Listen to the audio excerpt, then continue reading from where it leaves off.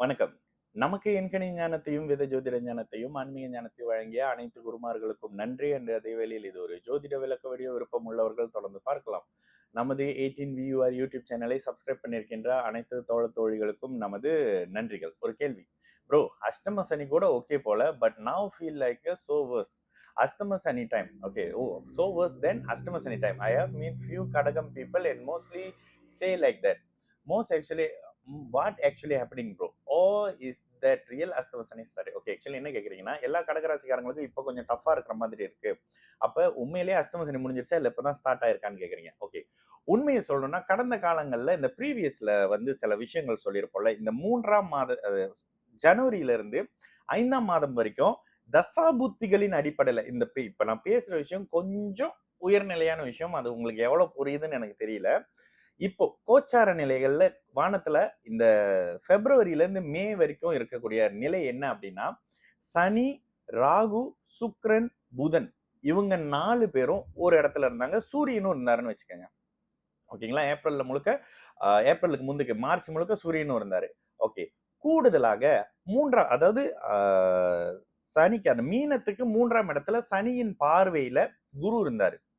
செவ்வாய் நீச்சமா இருந்தார். அப்ப ஆல்ரெடி ராகு ராகு, புதன், சனி, சுக்கிரன், சூரியன். ஓகேங்களா? 5 கிரகம்.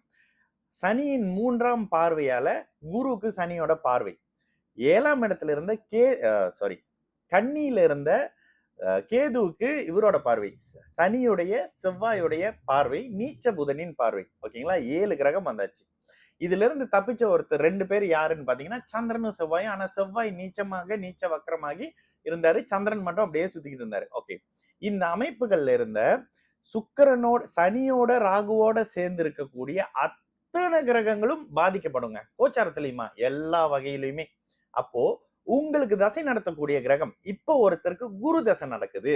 குரு பாபத்துவ சனியின் பார்வையில வந்துடுறாரு. ரிஷபத்துல இருக்கக்கூடிய குருவுக்கு மீனத்துல இருக்கக்கூடிய சனியின் பார்வை, ராகுவுடன் சேர்க்கையில் இருக்கக்கூடிய சனியின் பார்வை வரும்பொழுது குரு தசை நடக்கிறவங்களுக்கு குரு தசையின் நட்பலன்கள் குறையும், கெட்ட பலன்கள் அதிகரிக்கும்.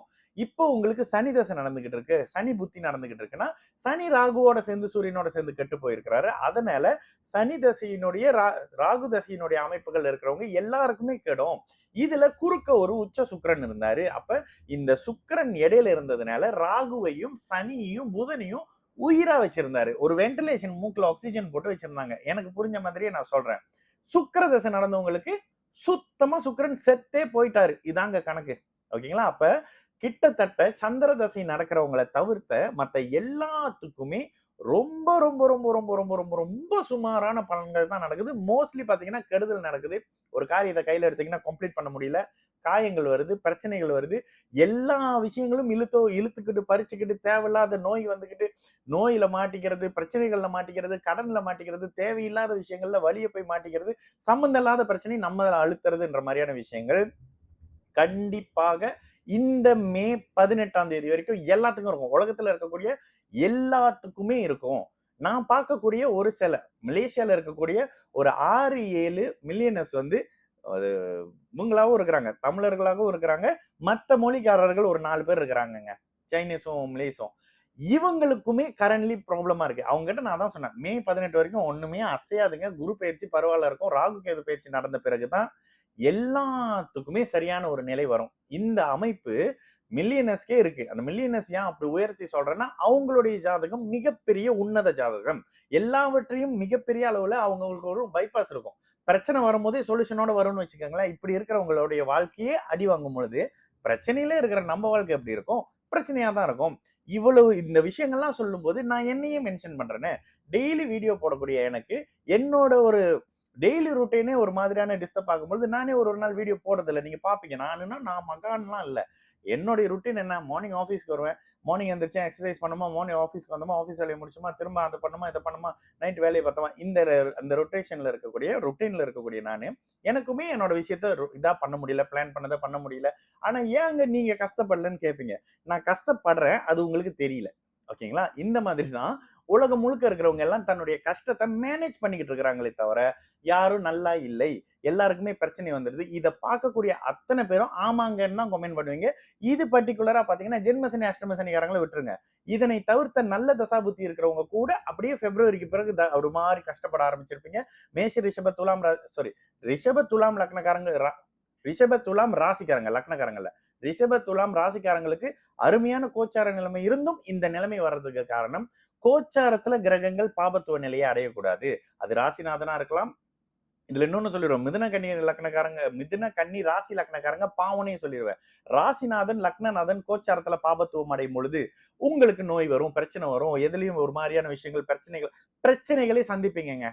கோச்சாரத்துல உங்களுடைய லக்னநாதனும் ராசிநாதனும் சுபநிலை அடையும் பொழுது உங்களுக்கு மனதுக்கு சந்தோஷமான நிகழ்வு அமையுங்க. இப்படிதாங்க ராசி பலன் எழுதுறேன். எப்படிங்க ராசி பலன் எழுதுனா ஓரளவுக்கு துல்லியமா வருதுன்னு கேக்குறீங்கல்ல, இதுதான் அந்த நிலைமை. அப்ப எப்படியும் மே 18 வரைக்கும் யாருக்குமே எதுவுமே நடக்காதுங்க. ஒண்ணு குரு பயிற்சினால சில விஷயங்கள் மூவ் பண்ணும். மே 18 மே 20 இதுக்கு பிறகுதான் நல்லது ஆரம்பிக்கும். இதுலயும் மேஷத்துக்கும் விருச்சிகத்துக்கும் ஜூன் மாதத்துலதான் ராசிநாதன் நீச்ச நிலையில இருந்து வெளியில வராரு. இதுக்கு பிறகுதான் உங்களுடைய பிளான் பண்ண மாதிரி இருக்கும். வேலை, வருமானம், குடும்பத்துல இருக்கிற மாதிரியான சலசலப்பு, பணத்தட்டுப்பாடு வந்துருச்சுல. இந்த பணத்தட்டுப்பாடு மெதுவா ஜூனுக்கு பிறகுதான் மேஷத்துக்கும் விருச்சிகத்துக்கும் குறைய ஆரம்பிக்கும். ஓகேங்களா? இந்த அமைப்புல புரிஞ்சுக்கங்க பிரதர். எல்லா ராசிக்காரங்களுக்கும் சேர்த்துதான் அது சொல்றேன். மே 20 கோச்சார சனி பகவானின் பாதிப்பு இல்லாத ராசிகளுக்கு ஓரளவுக்கு அதுக்கு பிறகு ஓகே வந்துடும்.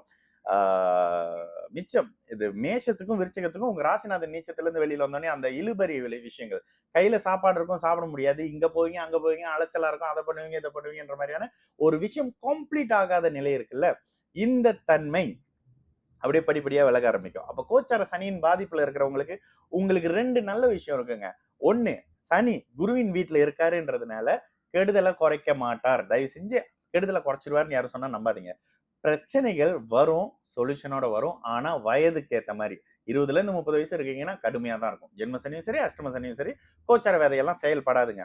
ஆனா அடுத்த வருஷம் இந்த பிற்பகுதியில 2025ல ஒரு குரு பயிற்சி வரும். அந்த குரு பயிற்சியில உச்ச குருவின் வீட்டில் உச்ச குருவின் பார்வையில் இருக்கக்கூடிய சனி கெடு பலன்களை குறைச்சிக்குவார். ஏங்க குறைச்சிக்குவார்? சுபத்துவ நிலையை குருவோட வீட்டுல அவர் ஸ்தான பலத்தை அடைகிறார். உச்ச குருவின் வீடுன்ற நிலை வருதா, அதனோட சேர்ந்து குருவின் பார்வையின் பொழுது சனியின் கெடுதல்கள் வடிகட்டப்பட்டு மீனத்துக்கும் மேஷத்துக்கும் சிம்மத்துக்கும் கோச்சார சனி பகவானின் கெடுபலன்கள் குறைஞ்சிருக்கும் ஒரு வருஷத்துக்கு. ஓகேங்களா? அதுக்கு பிறகு குரு மாறின பிறகு மறுபடியும் அதை ஆரம்பிச்சிடும்னு வச்சுக்கோங்களேன். இந்த அமைப்புகள்ல தாங்க கோச்சாரம் செயல்படுது. இது ரொம்ப பேருக்கு டவுட்டா இருக்கும். என்னங்க தசாபுத்தி நல்லா இருக்குன்னு சொன்னீங்க, இந்த 3 மாசம் போட்டு சாத்துதுன்னு கேட்பீங்க. இதுதான் அதற்கான விளக்கம். ரொம்ப நாளா சொல்லணும்னு நினைச்சிட்டு இருந்தேன். இப்படிதாங்க. இதுல நான் ஏதாவது மாத்தி பேசுறேன், திருப்பி பேசுறேன், பொய் பேசுறேன் அப்படின்ற மாதிரி உங்களுக்கு எதுவும் தோணுது அப்படின்னா தாராளமா கமெண்ட் கொடுங்க. உங்களுக்கே தெரியும், எந்த கமெண்டும் ஃபில்டர் பண்ணி வர்றது இல்லை. நீங்க போடுற கமெண்டா தான் இருக்கும். கமெண்ட் அழிக்கிற பழக்கமோ அந்த கமெண்ட் பாக்ஸ் ஆஃப் பண்ற பழக்கமோ எனக்கு இயல்பாக இருந்தது இல்லை. நீங்க என்ன தப்புன்னு சொன்னீங்க, ஆமாங்க நான் தப்பா இருந்தா ஆமாங்க நான் தப்புங்க அப்படின்றவேன். இல்லாத விஷயத்த போட்டு நீ அதை பண்றத பண்றேன், நான் பண்ணிட்டு போறேன், உங்களுக்கு என்னங்க உங்க வீட்டு பொண்ணு எனக்கு கொடுக்க போறீங்களான்னு கேட்பேன். நான் ஒரு மாதிரியான ஆள் தான். சரிங்களா? அதனால இதுதான் ஆக்சுவலான விஷயங்க. இந்த விஷயம் உங்களுக்கு புரியுற மாதிரி சொல்லியிருக்கேன். ஓகேங்களா? என்னங்க ஏசுறீங்களான்னு நினைக்காதீங்க.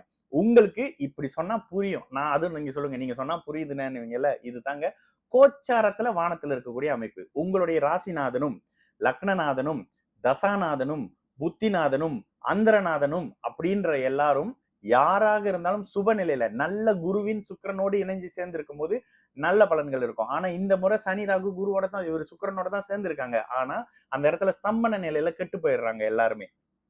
அப்ப பாபத்துவ நிலையில இருக்கும் பொழுது இந்த அத்தனை பலன்களும் கெடும். சுபத்தன்மையில இருக்கும் பொழுது கெடுதல் பண்ணக்கூடிய பிளானட் கூட ஒரு அளவுக்கு கட்டுக்குள்ள நல்ல பலனை செய்யும். இதுதாங்க கோச்சார அமைப்புகளை அப்படியே தசாபுத்தியோட எப்படிங்க எடுத்து பொறுத்து கதை சொல்றீங்க, கணக்கு சொல்றீங்க அப்படின்னா இதுதான் அந்த கணக்குங்க.